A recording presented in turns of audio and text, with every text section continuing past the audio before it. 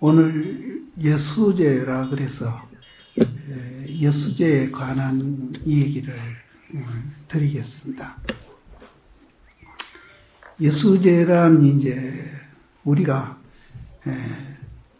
죽기 전에 생전에 미리 이제 우리가 닦는다, 이제 그런 뜻이겠죠.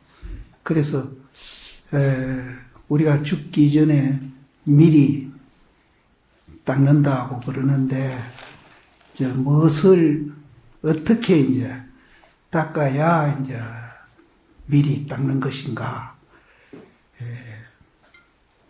그 말을 이제 우리가 바꿔 한다면은 불교가 무엇인가 하는 소리나 같습니다.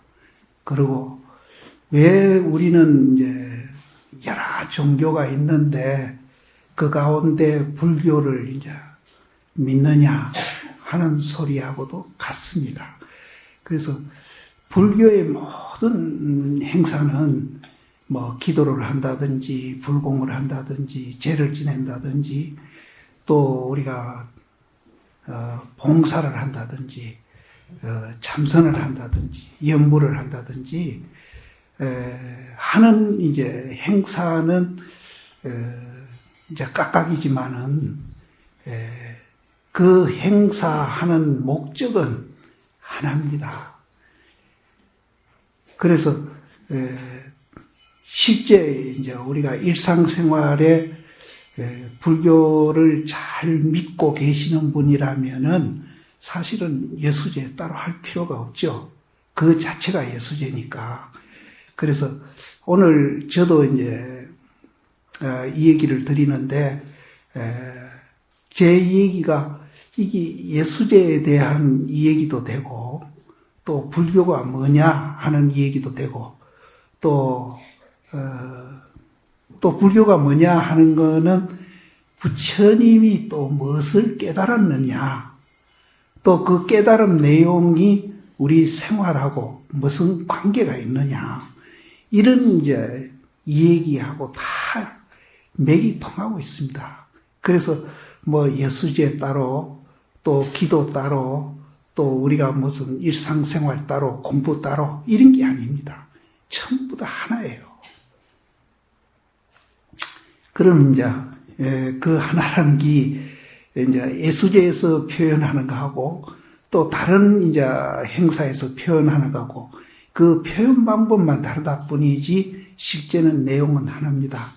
그래서 저도 오늘 예수제니까 영혼에 대해서 이제 불교에서는 어떻게 보고 있는지 그런 이제 표현을 미리 드리고 나중에 그런 것이 전부 다 하나하고 둘이 아니다, 같다는 얘기를 해드리겠습니다. 우리가 이제 그 제사를 지낼 때 영당 앞에서 제일 앞에 차거라는 그 개송이 나옵니다. 그 개송이 굉장히 중요하기 때문에 그 시식문 제일 앞에 있어요. 그 내용을 우리가 한번 살펴본다면은 영혼, 담적, 무고, 무금 이럽니다. 그럼 영혼이란 말은 우리 생명의 근원이고 또 영혼의 근원을 얘기합니다. 그럼 영혼의 근원하고 우리 생명의 근원하고 둘이 아니에요. 하나입니다. 우리가 지금 살아서 이렇게 듣고 보고 하는 이거를 우리는 이제 마음이다, 정신이다 하는데 우리가 죽고 나면은 그것을 또 영혼이라고 또 이름을 지어요. 같은 거예요. 다만 이제 우리가 살아있다, 이제 죽었다 하는 그 차이만 있는 것이지 맨 그놈이 하고 있는 거예요. 그래서 그 영혼은 담담하고 적적해서 이러거든요. 담담하고 적적하다는 말은 담담은 아주 깨끗하다는 소리예요. 적적하다는 말은 아주 고요하다는 소리예요. 지금 앉아 계시는 분들 마음이 고요하지 않아요. 집에 갔다가 어디 갔다가 날 쳐다보고 고요하지 않아요. 그래서 깨끗하다는 말도 고요하다는 말하고 같습니다. 우리는 있다, 없다, 좋다, 나쁘다 이렇게 자꾸 분별하면은 마음이 깨끗해지질 않아요. 또 조용해지지도 않고. 그런데 우리 이 마음의 근원, 영혼의 근원 그 자리는 아주 깨끗하고 아주 조용해가지고 거기에는 금생이다, 내생이다 하는 게 없어요. 제일 먼저 나옵니다, 시식문에. 우리는 이제 내생이다, 금생이다 이렇게 자꾸 구별을 해가지고 내생된 분은 굉장히 이제 그걸 보면서 슬퍼하고 괴로워하고 이렇게 하거든요. 또 살아있는 걸 굉장히 기뻐하고 즐거워하고 행복해하고. 그런데 이 개송에서는 이건 부처님 말씀과 똑같습니다. 그런 게 없다는 거예요.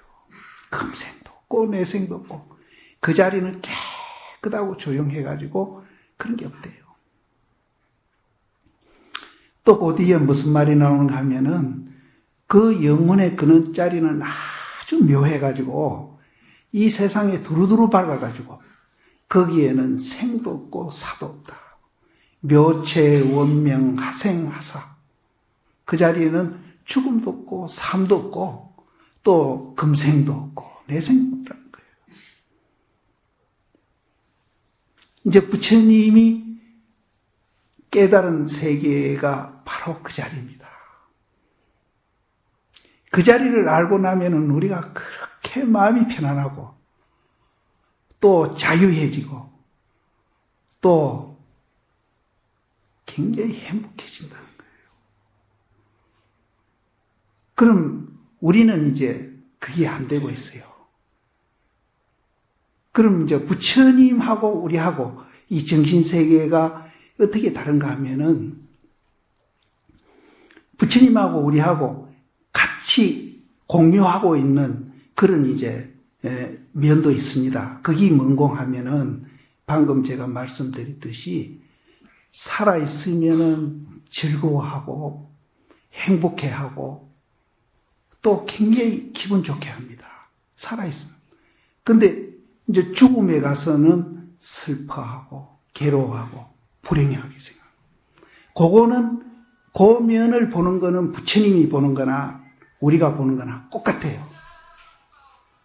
똑같은데 그럼 부처님은 그럼 우리보다 한 가지를 더 보는데 그게 뭔공 하면은 바로 금생도 없고 내생도 없고 죽음도 없고 삶도 없다는 그 자리를 우리는 못 보고 있다는 거예요.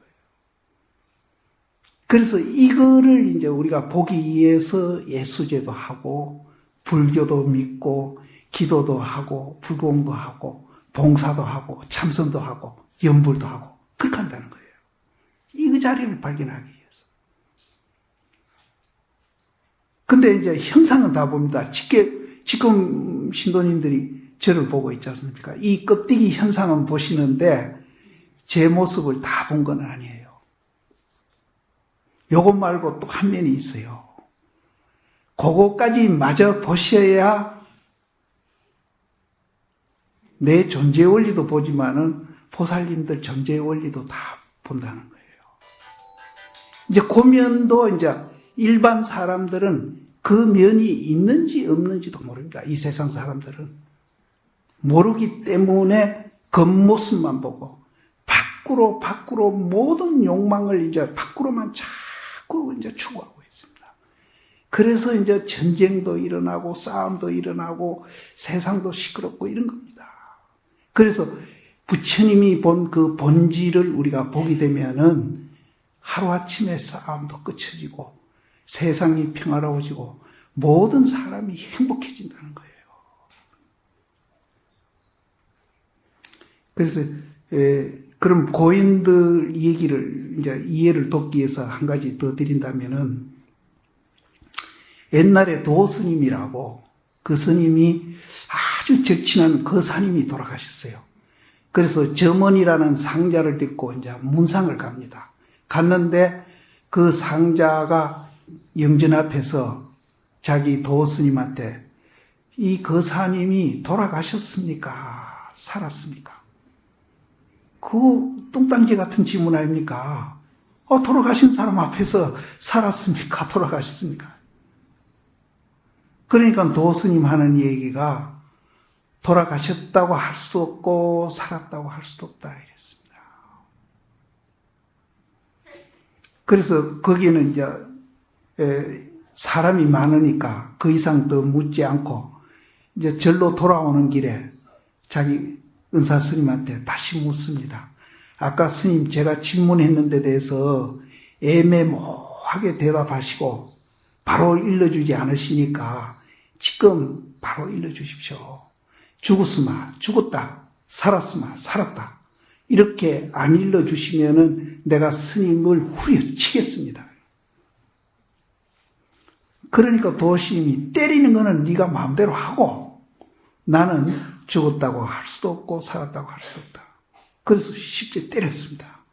때리니까 도스님 하는 얘기가 내가 그래도 500대중의 지도자인데 대중이 500명이에요.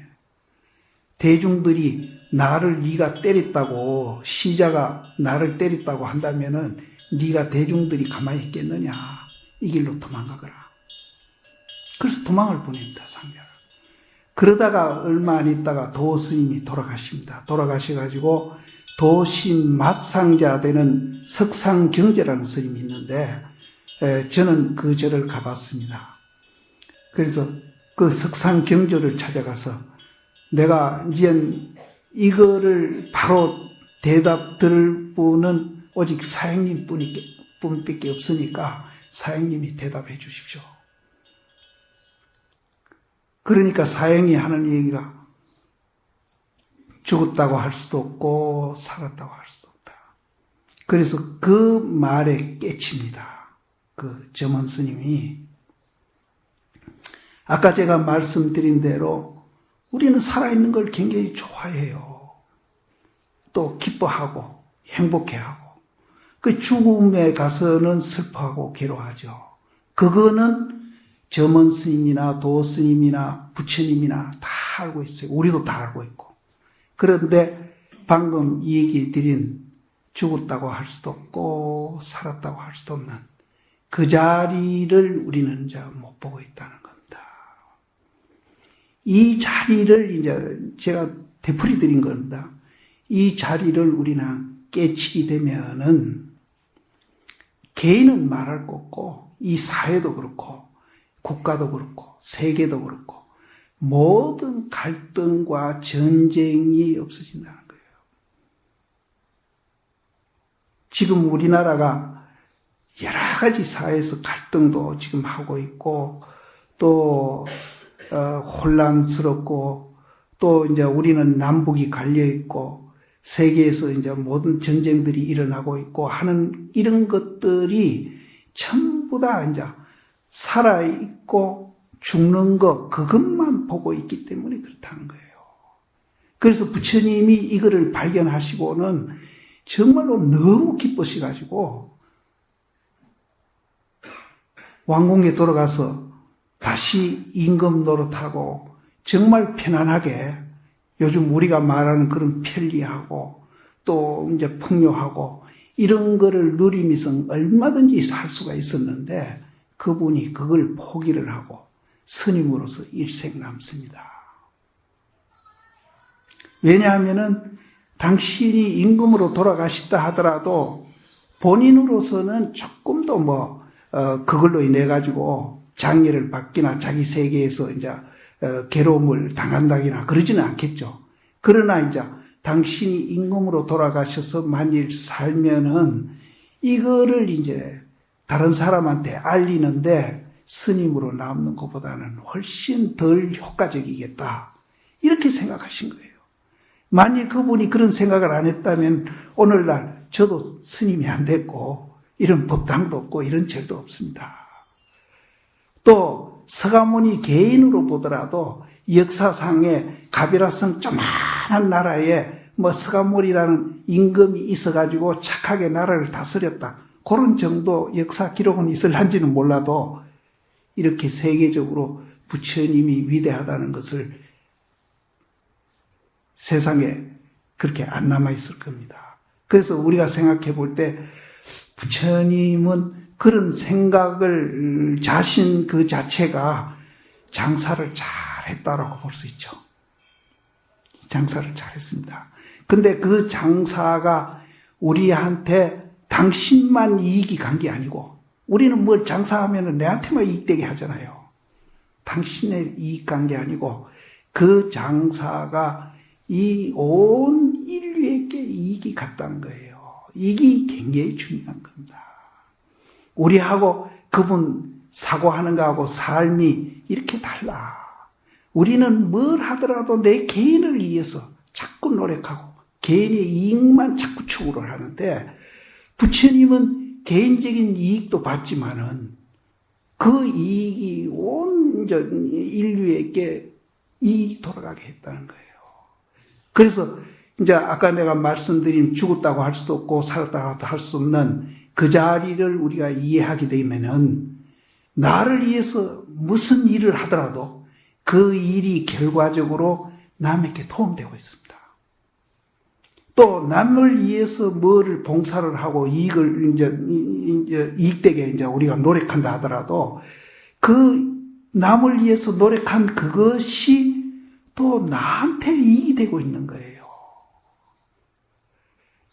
죽었다고 할 수도 없고 살았다고 할 수도 없는 그 자리를 우리가 보게 되면은 정말로 이제 지금 현재 내가 살고 있는 삶하고는 다른 삶을 살게 됩니다. 그 자리가 없는 것을 우리가 만들어서 보는 거 아닙니다. 지금 여기서 듣고 보고 하시는 바로 그걸 얘기하고 있는 거예요. 그걸 얘기하고 있는데 그것을 우리는 반쪽만 보고 있는 거야. 반쪽. 반쪽짜리만 보고 내다 이렇게 생각하고 있는 거예요. 그래서 그건 잘못 보는 거예요. 그거를 봐야 온쪽짜리를 봅니다.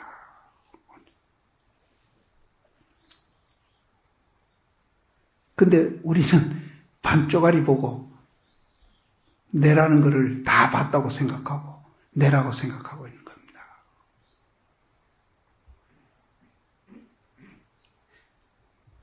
이 반쪽짜리 맞아 보셔야 돼요. 없는 걸 보라고 그런 게 아닙니다. 있어요.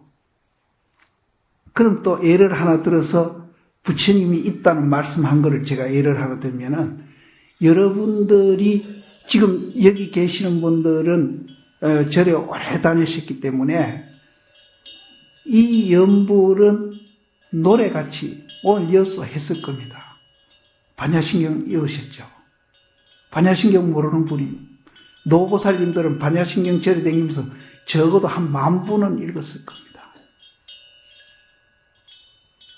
이 젊은 보살님은 이제 늙을 때까지 이르면 10,000분도 더 읽습니다. 거기에 오온이 개공하니 모든 고통으로부터 내가 구제됐다 하는 말이 나옵니다. 오온 개공 도 일체 고액. 그건 몇 자 안 됩니다. 거기에 그런 얘기가 있는 거예요. 여러분들은 이제 오온은 보고 있는데 공은 못 보고 있어요.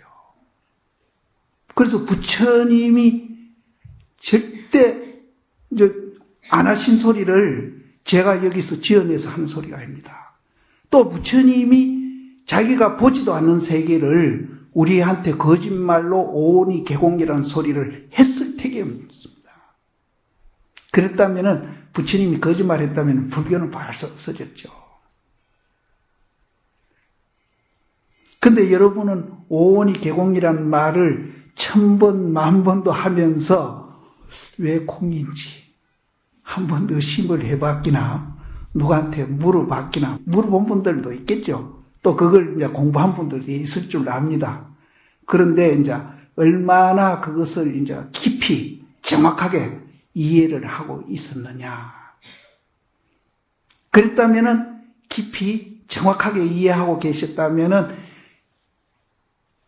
사실은 그런 분은 여기 법당에 올 필요도 없죠. 일상생활이 그대로 도행입니다. 그래서 그런 분이 만일 법당에 참석했다면은 여기 나오셔가지고 이 법상 때려 엎어버리고 저도 막 쫓아내야 됩니다. 그리고 이 듣는 분들도 막 고함질러서 다 쫓아내버려요. 저도 여기 올라와가지고 사실은 거짓말하고 있거든요. 진짜를 보여주는 게 아니라 이 말로 저 그림을 보여주듯이 자꾸 나는 그림을 그리고 있는데 그림은 진짜가 아니에요. 근데 그 거짓말을 들으라고 못 얘기해요. 그래서 정말로 그걸 이해한 분이라면은 그렇게 할 수도 있습니다. 그렇게 한 분들도 있고요, 과거 역사에. 그래서 우리가 이제 법문을 하는 거는 실제는 아무리 도인이라도 마찬가지입니다. 법문하는 거는 맨살, 아주 부드러운 그 맨살을 자꾸 끌어가지고 부시름 이루는 거나 같고, 양반이 쌍놈이 되려고 자꾸 노력하는 거나 같다. 이렇게 얘기합니다. 그래서 이 어려운 말을 왜 내가 자꾸 하는가 하면은 우리는 본래 그렇게 이루어져 있다 이 얘기입니다. 그래서 이루어져 있다 이 말은 우리가 본래 부처다 이 소리입니다. 그렇게 우리는 위대하게 존재하고 있어요. 근데 과연 내가 생활하면서 만분의 1이라도 부처 행위를 합니까? 못하고 있거든요. 얼마나 억울해요. 생기기는 내가 부처인데 이 존재는 부처로 되어 있는데 내가 일상생활은 부처님 행위를 만분의 1도 못 따라갔다면은 너무나 억울해. 억울해요. 저는 그때 깨닫지는 못했어. 이 억울한 생각이 들어가지고 한 일주일 기도하면서 울은 적이 있습니다. 억울해요. 그래서 이런 이제 예수제를 통해서 내가 본래 부처라는 것을 말만이 이제 우리가 그렇게 이제 이해하시지 말고 어떻게 해서 내가 부처다. 어떻게 해서 공이다. 공이라는 면이 있는데 우리는 그걸 못 보고 있었다. 이 껍데기만 보고 자꾸 내라고 집착하고 또 나만이 이해하겠다고 다른 사람한테 마음 아프게 하고 피해도 주고 그러면은 내 존재의 원리하고 전혀 다른 그런 이제 사고도 하고 생활을 하신다는 거예요. 그래서 오늘 저는 어쨌든 신도님들한테 내가 왜 부처냐 하는 설명을 해드리겠습니다. 해드리는데 그냥 막연히 부처라 해서는 안 돼요. 왜 부처냐는까지도 알아야 됩니다. 그래야 그걸 믿어요. 무조건 없고 부처다 하면 누가 믿겠습니까? 나는 아무리 봐도 나는 부처가 아닌데 누가 날 조금이라도 부해나는 소리만 하면 막 부해가 나고 조금 뭐 좋은 거 보면 욕심이 나고 이렇게 하는데 날 부처로 그건 말도 아니다. 그래서 왜 부처냐는 것까지 우리가 알 때에 그래도 믿음이 조금 생겨서 그 믿음을 우리가 자꾸 키워가가지고 나중에 이제 정말로 부처님과 같은 그런 사고를 하고 행동을 해야 된다. 그러면은 우리가 무한히 아까 말씀드렸지만은 마음이 편안하고 또 굉장히 자유해지고 또 굉장히 행복해진다는 거라. 그래서 이제 건강경 여기 계신 분들 건강경 수백 번 읽었죠. 제 지낼 때 건강경에 뭐라고 그러는가 하면은 그거를 알면은 인도의 겐지스강 모래 수만한 몸을 나타가지고 자기가 봉사를 하고 이렇게 이제 보시도 하고 이렇게 하기를 한 생애만 해도 굉장한데 겐지스강 모래수가 얼마나 많습니까? 그 겐지스강 저도 가봤지만은 모래가 그 밀가루 같아요. 우리 한강 모래는 그거 되면 바옵니다. 굉장히 작은 모래예요. 그 수많은 몸을 나타서 봉사하고 자기가 보시를 그것도 한 생애만 해도 엄청날 건데 수백 생을 그렇게 하는 것보다도 부처님이 발견한 아까 이제 제가 오온이 개공리를 하는 그 공을 우리 존재의 원리를 이제 못 보던 한 면을 보는 거죠. 그걸 보는 공덕에 비교하면은 아무것도 아니라는 거죠. 그리고 저는 그 20대 강원에 댕기면서 그 건강경 보면서 그 말을 보고 뭐라고 생각했는가 하면은 전 젊었을 때 삼국지를 한 두 서너 읽어봤어요. 20대 때. 삼국지도 이제 그 소설이 굉장히 우리가 보면은 좀 풍이 세거든요. 중국도 풍이 센데 인도 사람은 풍이 더 세구나. 이렇게 생각했어요. 그런데 지금은 저는 견성 안 했습니다. 견성은 안 했는데 지금은 그런 말들을 뭐 몇십 개 갖다 놓더라도 진짜 부처님이 발견한 이 세 개의 강 비교를 하면은 그거는 비교가 안 된다. 그건 저는 확신합니다. 그래서 우리가 이것만 이제 발견을 하고 본래 있는 거니까 이해를 하고 또 체험을 하면은 정말로 우리는 행복해집니다. 그래서 지금 우리 사회가 이제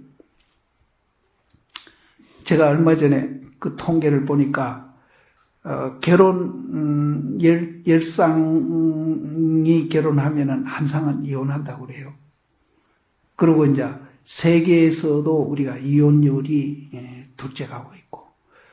그런데 우리는 해방 이후에 이제 어쨌든 민주주의가 들어와가지고 자본주의가 이제 우리 경제체제가 그렇게 되면서 뭔가 잘 못 가고 있다는 생각이 자꾸 들어요. 그게 이제 뭔고 하면은 다른 나라는 그래도 우리보다는 안 그래요. 여러 가지 분야에서 이제 일을 합니다. 하는데 그 분야에 대해서 모두 다 서로 인정을 하고 또 그 분야에서 이제 나름대로 모두 다 열심히 살면서 다양하게 이렇게 이제 사회가 이제 운영이 되고 있는데 우리나라는 이건 내가 잘못 보는 건지는 모르겠습니다만은 우리나라는 그런 다양한 직업을 가진 분들이 모두 다 공통되게 뭘 하나 추구하는 게 있더라고요. 그 직업에 관계없이. 그게 뭔가 하면은 돈이에요, 돈. 교육한 사람도 돈이 목표고, 정치하는 사람도 돈이 목표고, 법관들도 돈이 목표고, 언론하는 사람들도 돈이 목표고, 종교하는 사람들도 돈이 목표고, 전부 다 돈이 목표예요. 물론 다른 나라도 전혀 그렇지 않다고는 저는 안 보지만은 우리는 좀 심한 것 같아요. 그래서 요즘 아이들도 점수 만드는 기계, 돈벌이 하는 기계로 자꾸 만들어가고 이거는 뭔가 우리는 잘못되어 가고 있다.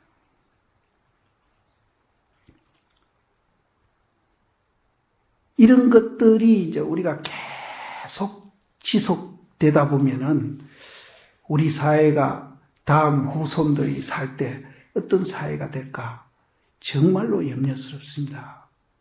그래서 요즘은 제가 어디 토굴 쪽에 가 있어가지고 전혀 신문을 안 봐가 사회에 대해서 잘 모르는데 얼마 전마 하더라도 그 사회 각계각층에 불만이 있는 분들이 특정 다수들한테 아무 이해관계 없이 피해를 주고 대구 지하철만 하더라도 자기 처지 중풍증 걸리고 자기 처지 좀 비관해가지고 조금 불행하다는 생각이 들고 좀 자기가 딴 사람보다 뭔가 불이익을 받고 있다는 생각이 들어가지고 멀쩡한 지하철에다 불 질러가면 200명이나 죽고 그런 일들이 정말로 우리가 돈을 목표로 하는 사회가 되면은 그런 일들이 안 일어난다고 보장할 수가 없습니다. 그리고 그런 이제 공업 속에 이제 공업은 뭔가 하면은 우리가 함께 업을 짓는 겁니다. 공업 속에서 우리 개인들이 정말 자유로울까? 그래서 해지면은 아들, 딸들이 늦게 귀가하면은 걱정하고 점점 그런 심한 사회가 될 거다 하는 생각이 들어요. 그래서 막 그건 놔두고라도 개인적으로도 자기가 무슨 일을 하든지 하는 일에 관계없이 모든 자기 하는 일에 대해서 돈을 목표로 해서 산다면은 개인적으로도 굉장히 불행할 거다. 개인적으로도. 이건 우리가 사실은 반성해야 될 문제입니다. 그것과 곁들어서요, 우리 종단도 한 50년 전에 정화가 일어났습니다. 그러니까 옛날 우리 선배 스님들이 마음은 바쁘고 빨리 대처성은 쫓아내고 정화를 해야 되겠다는 생각이 앞서가지고 부처님 방법으로 정화를 하는 게 아니라 힘으로 정화를 했습니다. 그 관습이 지금까지도 50년 이상 이렇게 내려오고 있어요. 힘으로 하는 것은 부처님 법이 아니에요.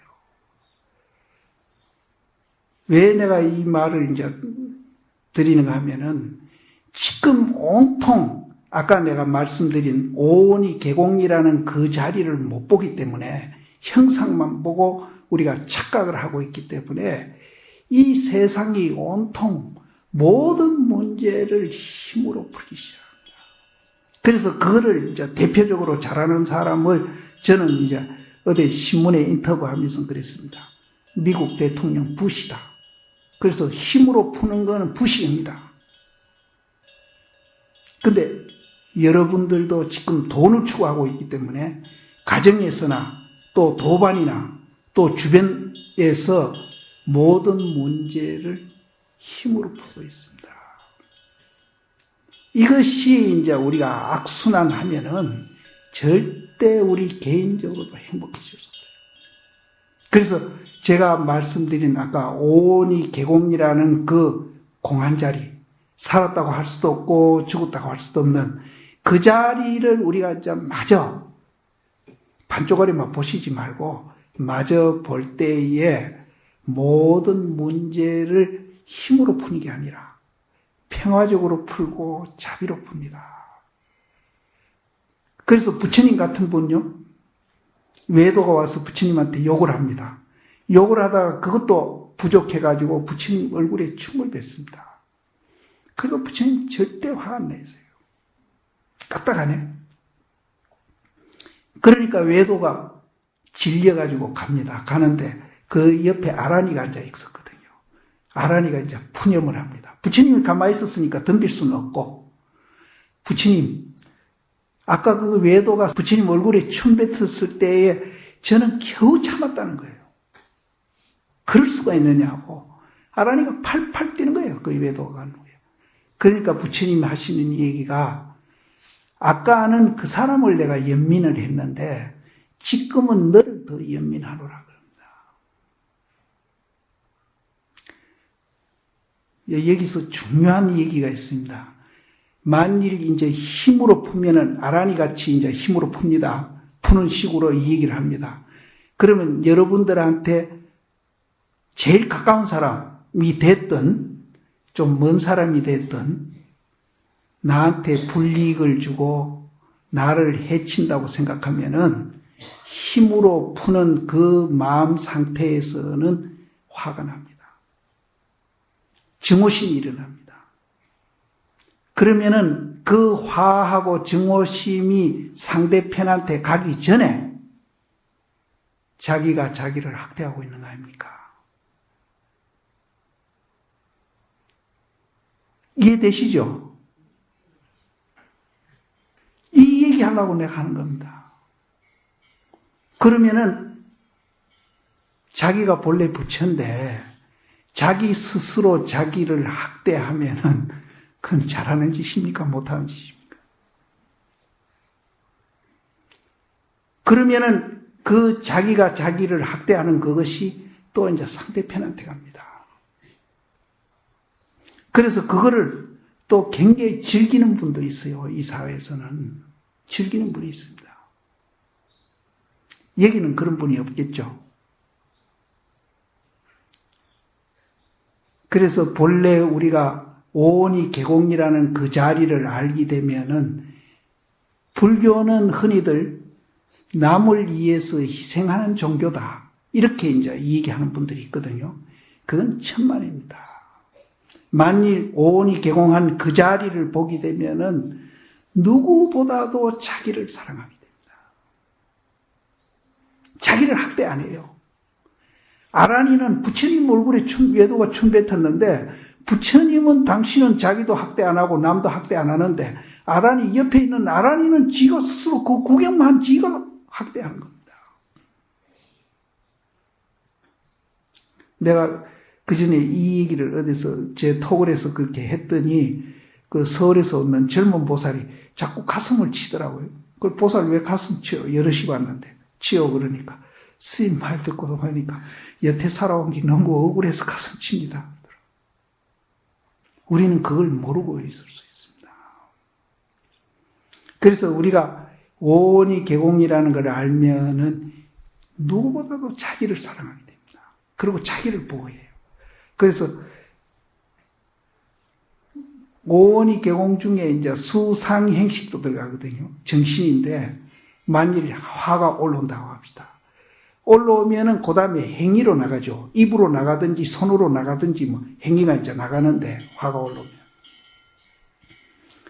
모든 존재가 공이라는 걸 우리가 알면은 그 화가 일어났을 때 금방 알아챕니다.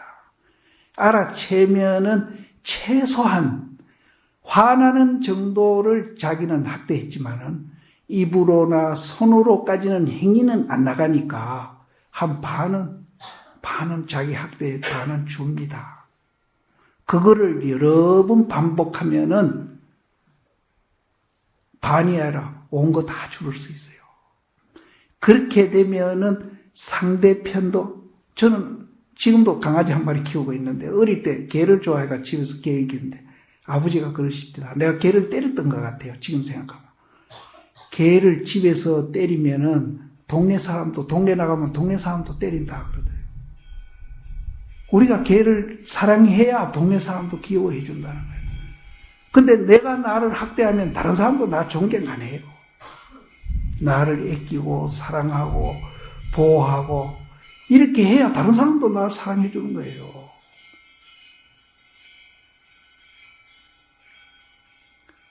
그래서 요거는 오온을 계공을 우리가 이해하면은 이제 이렇게 일상생활이 하나하나 뭔가 달라집니다.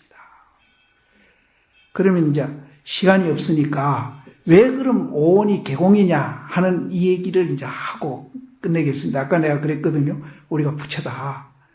그저 막연하게 부처다 해서는 안 되고 왜 부처인지 알아야 된다.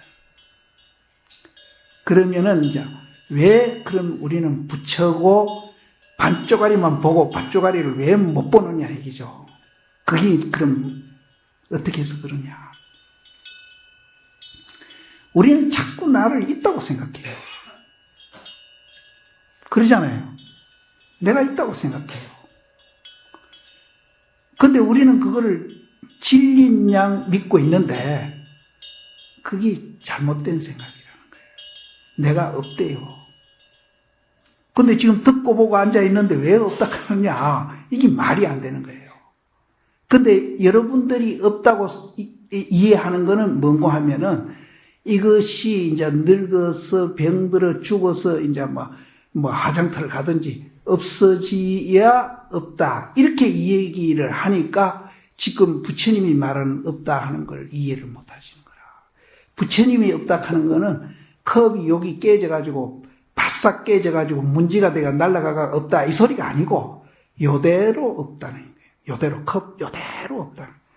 그래서 불교가 그 공기란 말이 이해하기가 그렇게 힘든다는 거예요. 그러면은 이제 이대로가 없다는 거예요. 이대로가 없다. 이해되십니까?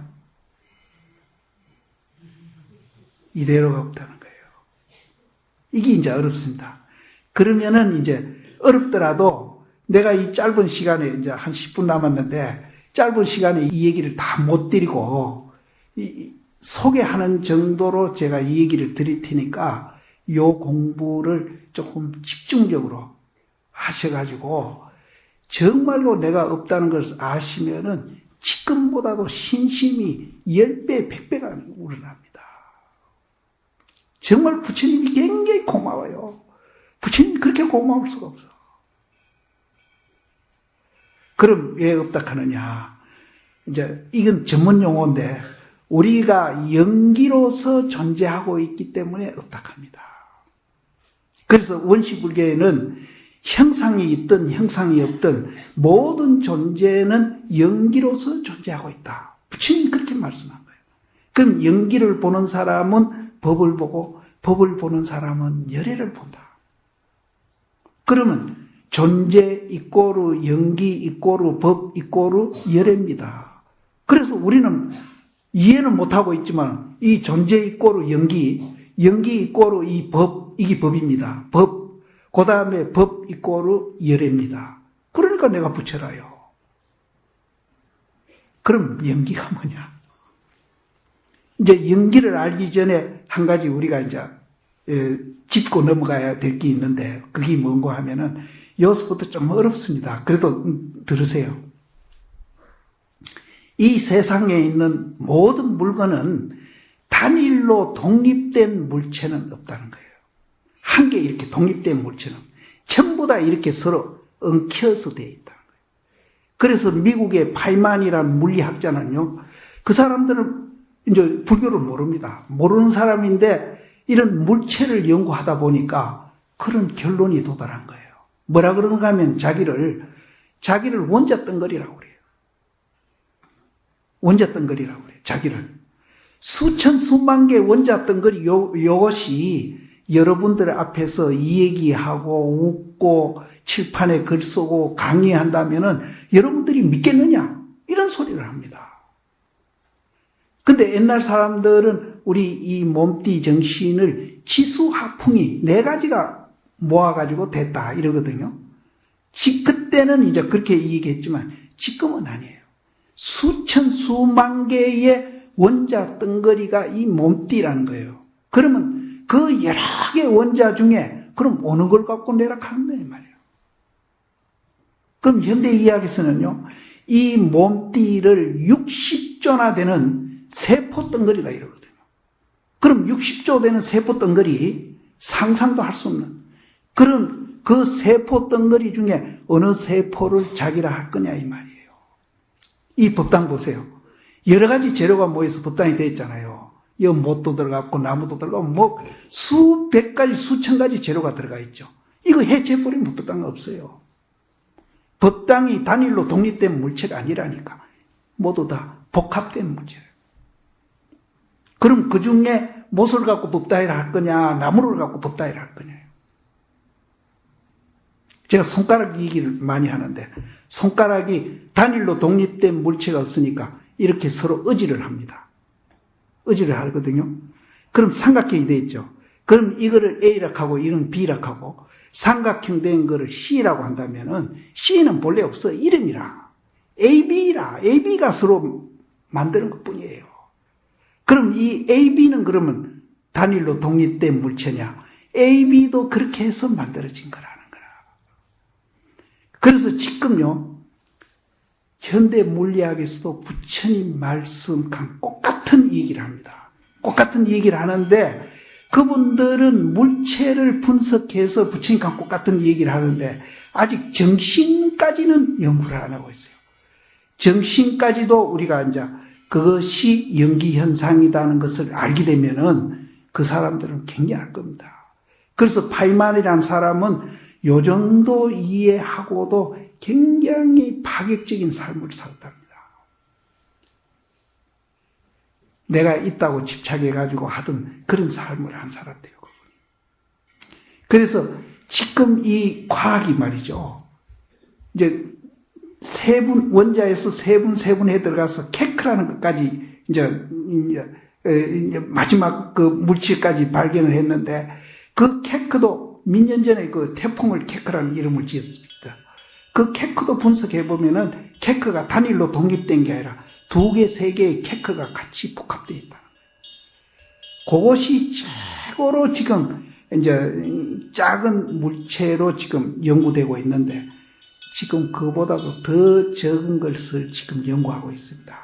그거는 힉스라는 건데 저는 이거 신문에서 보고 너무나 눈이 번쩍 띄가지고 처사님한테 전화했습니다. 이 힉스에 대해서 인터넷 들어가서 재료를 얘한테 전부 뽑아다가 탭스로 넣어다고 그래서 제가 이걸 본 거예요. 이 힉스는 아직 물질이 안 된 거예요. 질량화되지 않는 물질이 안 된 입자가 있는데 이거를 발견하기 위해서 스위스 국경지대에 27km 되는 도움을 만들어가 지하에 1200명 학자들이 그것을 연구하고 있습니다. 우리는 그건 몰라. 우리는 이 경주에 뭐 원자력 가속기 뭐 한다고 서로 그거 유치한다고 선거하고 할 때 그때 내 그걸 신문에서 봤거든. 정말로 비교가 되더라고. 힉스라는 게 있는지도 우리는 몰라요. 몇몇 학자밖에 몰라요. 그래서 이 힉스라는 물질이 발견이 되면은 색이 공이고 공이 색이라는 게 증거가 돼요. 지금 그 단계까지 왔습니다. 제가 불란서 가서 이 얘기할 기회가 있어서 이 얘기를 했더니 그 교민 가운데 한 분이 스님 지옥과 천당이라는 소설을 보셨습니까? 그래요. 그런 소설이 있는지도 모른다 그러니까 스님 말씀하는 얘기가 거기에 나온대요. 요즘 다빈치 코드하는 영화 나오죠. 그 쓰는 분입니다. 그 천당과 지옥이라는 쓰는 분이. 그래서 그 소설에도 그 얘기가 나온답니다. 저는 소설은 안 보고 인터넷에서 자료 찾아가지고 지금 본 건데. 그래서 어쨌든 이제 그런 게 있다는 걸 제가 소개해드리고 우리 이 존재 원리나 정신은 단일로 독립된 물체가 아니고 여러 가지가 복합돼서 돼 있다는 거예요. 그렇기 때문에 아까도 제가 말씀대로 50조 세포 중에 어느 것을 내락할 거고 수천 수만 개의 원자 덩거리라 하니까 그 원자 중에 어느 것을 내라고 할 거냐 이 말이에요. 이거를 부처님이 2600년 전에 발견하신 거예요. 그걸 발견하고 나니까 내가 없다는 걸 알고 나니까 공허하고 허망하고 이런 게 아니고 없다는 걸 알고 나니까 정말로 구름이 확 그치면서 해가 나오듯이 아주 밝은 지혜가 나오더라는 거예요. 그 지혜의 눈으로 보니까 정말로 우리가 잘못 살았구나 하는 걸 부처님도 하신 거예요. 정말로 자기한테 쏘아 살았구나. 내가 잘못 살았구나. 내가 가치 있다고 생각했던 것이 정말로 아무것도 아닌 것을 거기에 매달려가지고 집착하고 남을 마음 상하게 하고 남을 해를 끼치면서 내가 살아왔구나. 그걸 발견했다. 그거 발견했다고 거지 되는 거 아닙니다. 부처님 당시에 그 수달다가 굉장히 부자거든요. 그래서 그 부자가 부처님 말씀 듣고 내 재산 없는 사람한테 논아줄까요? 부처님한테 언언을 하니까 부처님 하시는 얘기가 굉장히 부자입니다. 기스 긋고거든 그 절지려고 땅에 금을 깔았던 분이에요. 근데 부처님 하는 얘기가 아니다. 너는 더 가져라 그래요. 그렇게 부자한테서 더 가져라. 가질 자격이 있다는 거예요. 부처님은 재산이 많고 적은 게 문제가 아니고 가질 수 있는 자격이 있는 사람은 얼마든지 가져도 좋다. 부처님 이 재산에 대해서 굉장히 긍정적으로 본 분입니다. 예수님은 부자가 천당 가려면은 낙타가 바늘구멍에 들어가기보다 더 어렵다. 굉장히 부정적으로 봤어요. 근데 부처님은 아니에요. 얼마든지 부자 되라는 거라. 부자가 되더라도 진짜 부자가 되라는 거라. 진짜 부자.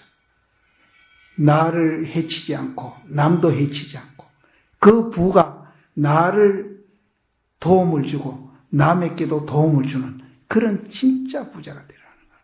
그래서 부처님을 복해양존이라고 합니다. 복하고 지혜하고 두 개를 이제 구족한 그런 분이다. 그래서 오늘 여기 오신 분들 이 이제 부처님 원리를 이해하시고 부자 되십시오. 부자 되니까 좋죠. 근데 이제 부자 되시더라도 이제 진짜 부자가 되셔야 돼요. 이제 진짜 부자가 되셔야 되니까 그렇게 돼야 나도 정말로 마음이 평화롭고요. 또 자유해지고 행복해지는 겁니다. 안 그러면은요, 가짜 부자 되면은 굉장히 불안합니다. 맨날 내 것 뺏어갈까 싶어서 정정긍긍하고. 그래서 진짜 부자 되는데, 그러면 이제 재산 없는 사람도 이 원리를 알면은 그분은 지금 부처님한테 부자 되게 해주십시오 하던 분요, 그냥 비는 것보다도 이 원리를 알고 부자 되십시오 하면은 부자 되는 속도가 배나 빠를 겁니다. 이 진짜입니다. 저는 그 원리를 알고부터, 그렇다고 제가 뭐 물질을 함부로 쓰고 그런 사람은 아닙니다. 자꾸 내한테 뭐가 자꾸 쌓여요. 귀찮게. 그래서 얼마 전에도 이제 고막하자고 하네. 뭐 톡을 조그마한 성냥딱 짓는데 자꾸 뭘 갖고 오는 거예요. 놔둘 데 없어. 이제 고막하자고. 이 원리를 알면은 정말로 우리는 마음도 평화롭고 또 생활도 안정되고 정말로 행복해집니다. 그래서 이거를 우리만 알기는 너무 아까우니까 포교 좀 많이 하시고, 그래서 이 원리를 세상에 이제 퍼줄 때에 정말로 우리나라가 이 자유민주주의 국가로서는 세계에 유례가 없는 그런 완전한 민주주의 하는 그런 국가가 된다. 이렇게 저는 생각합니다. 그래서 저는 이제 자유민주주의에 대해서 굉장히 좋아합니다. 좋아하는데 이거를 다른 방법으로 해결하려고 하는 것은 저는 반대합니다. 반대하는데 어쨌든 그 자유민주주의에서 지금 일어나고 있는 병폐, 돈을 목표로 하고 있는 거, 이 돈은요, 우리가 인간답게 살기 위해서 돈이 필요한 것이지. 그래서 저들은 어릴 때 학교 선생님이 착하라, 착한 사람이 되라, 이런 소리 들어가면서 우리는 학교 다녔는데 요즘 아이들 보고 착하라 그러면 굉장히 싫어한대요. 싫어한대요. 이런 세상이 돼서는 안 되거든요. 그래서 어쨌든 우리 후손을 이해하더라도 우리가 이 잘못된 이 사회 제도를 부처님 법으로 우리 가정부터, 내 자신부터 이렇게 고쳐가면은 정말로 온 나라가 정말 잘 살 수 있는 그런 나라가 안 되겠나. 그래서 저도 이제 이런 얘기를 이제 자꾸 나와서 하다 보니까 내가 자꾸 이 얘기하면서 내가 그렇게 실천 안 하면 안 되겠지 하고서 억지로라도 합니다. 남 또 눈이 무서워서도 하고요. 그러니까 이 얘기를 많이 하십시오. 하면은 자기가 또 그렇게 실천하는 노력을 좀 눈이 무서워서도 해요. 나 눈이 무서워서 어떨 때 화내려고 해도 화내거든요. 그렇게 이제 이 얘기라도 하고 그런 생각이라도 가지면은 굉장히 이제 자기 생활에 도움이 됩니다. 그래서 우리가 예수제 하는 것도 그렇고 절에 오시는 것도 그렇고 정말 우리 생활을 이제 뭔가 행복하고 자유하고 또 평화롭게 하려고 우리가 하는 것이지, 무슨 뭐 절이 뭐 밥이 없고 뭐가 없어서 갖다 주고 이런 건 아닙니다. 그러니까 이제 열심히 부처님 말씀을 믿고 우리가 이제 행복하도록 그렇게 함께 노력합시다. 이제 시간이 됐으니까 딱 12시니까 이제 고마하겠습니다.